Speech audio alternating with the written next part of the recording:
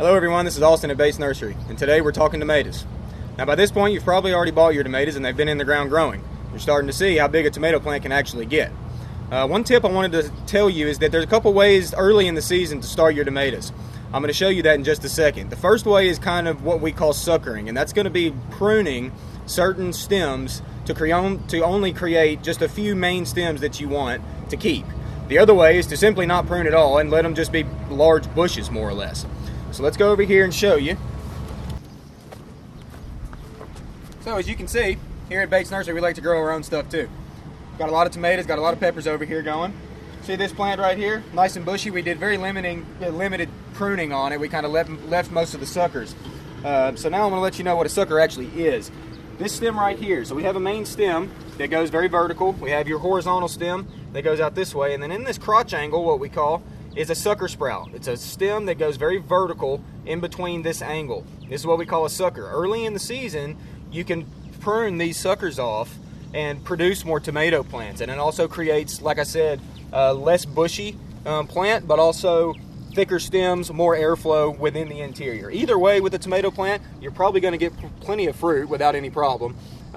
It's just some people like to sucker them to keep them a little bit cleaner, keep them a little less bushy.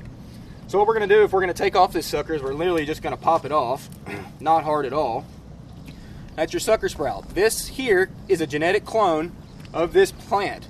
So what we can do with this, since tomatoes root so easily, is that we can take some of these side shoots off. We want to expose at least 2 nodes is what we call that. At least 2. 3 a lot of times helps. So we're going to take this one off as well. So now we've got this stem. So all we've got to do now is take this,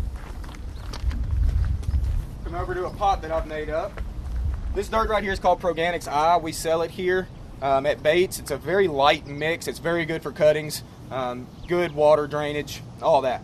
So nothing fancy. We're just going to stick this right in the dirt, making sure both of those nodes that I exposed is under the dirt. We're going to press it in firmly. We're going to water this to where at least 2 or 3 or 4 times, fill it up, let it drain. Make sure we get water all the way throughout the whole soil. And after that, we're going to put it into the shade. We don't really want a lot of intense sunlight on this when it doesn't have roots. This will take off, and within about a week, even once a week or 2, you're going to start seeing roots on this, and then you've got a whole nother tomato plant without having to buy it. Okay, so as the season progresses, what you're going to see is some issues with tomatoes. What I want you to know is that for the most part here in Middle Tennessee, your tomatoes aren't going to stay clean from top to bottom all the way through the whole season. We're going to see some issues going on. And we can call it disease if we will, and it is, but a plant like a tomato is so vigorous that a lot of the lower leaf damage that you're going to see is something we can just prune away. So let's look at this plant here. As we see, it's about as tall as me, 6 foot. It looks, 80% of the plant looks happy, clean, and green, which is fine. What we notice at the bottom of the plant is some yellowing and some spotting. No issue here, really. What we're going to do is just literally just take this stuff off of here. There's no reason to keep it. Leaves like this are so non-productive, they're just not needed. What is going to happen if you leave these on is you're going to start seeing this raise up to the top of the plant and make the plant a little less vigorous. So as the season progresses, there's a little bit we have to do to keep them cleaner, and that's mainly just based on us. So like I said, just go in there, taking out lower leaves, anything that looks bad is totally fine for the plant. At the very top of the plant, you see all this lush green foliage and fruit everywhere. That's what we want to see. We just have to do a little bit of work to keep it that way. So we get a lot of questions here at the nursery about fertilization. With tomatoes, there is a specific thing you need to know.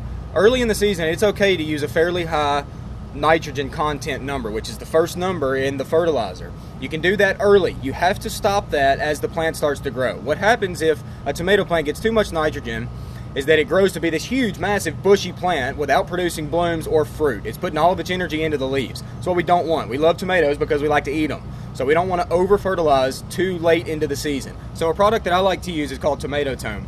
It's got added calcium in it, which tomatoes like. One problem we have a lot of times with tomatoes, if they are calcium deficient, they're going to suffer from a problem called blossom end rot. And I've got a tomato here that's got it. You can see on the blossom inside, which is the bottom of the tomato, it's going to turn this nasty rot black color.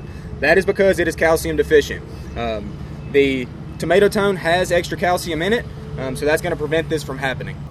Okay, so now it's time to fertilize our tomato plant. I have a product here called Tomato Tone.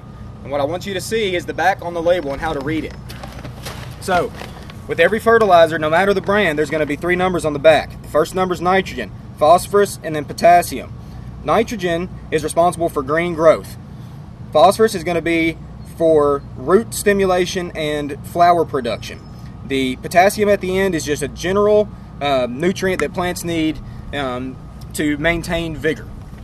So that's all you really need to know. What I had mentioned earlier is that with the tomatoes, that first number does not need to be too high middle of the season, because like I said, you'll produce a big bushy green plant with no blooms.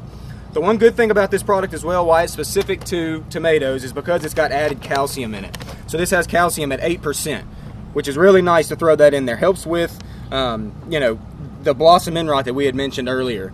It steers, you know, it keeps you clear of that, and you'll be good. So, tomato tone, I've already got some mixed up over here. This is our little tomato that is in obvious need of fertilizer. We've had it for a long time.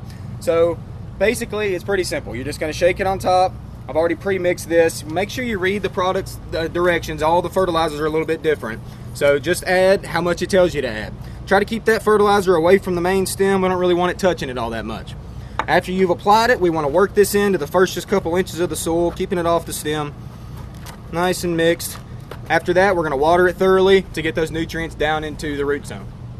Now, a lot of people are growing tomatoes in containers or in raised beds now. With those, we need to watch our tomatoes a little more closely. Water can be lost through that. Generally, we're using a more porous soil, and the water is able to move through them much more frequently. So we need to keep an eye on those and keep them adequately moist, but not just soaked all the time. We want them to actually grow and find their own water deep down within that soil. Thanks, everybody, for watching.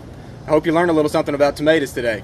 If you ever need anything, soil products, plants, or expertise, you can come out and chat with us at Bates Nursery. We're on Whites Creek Pike in Nashville, Tennessee. Thanks so much.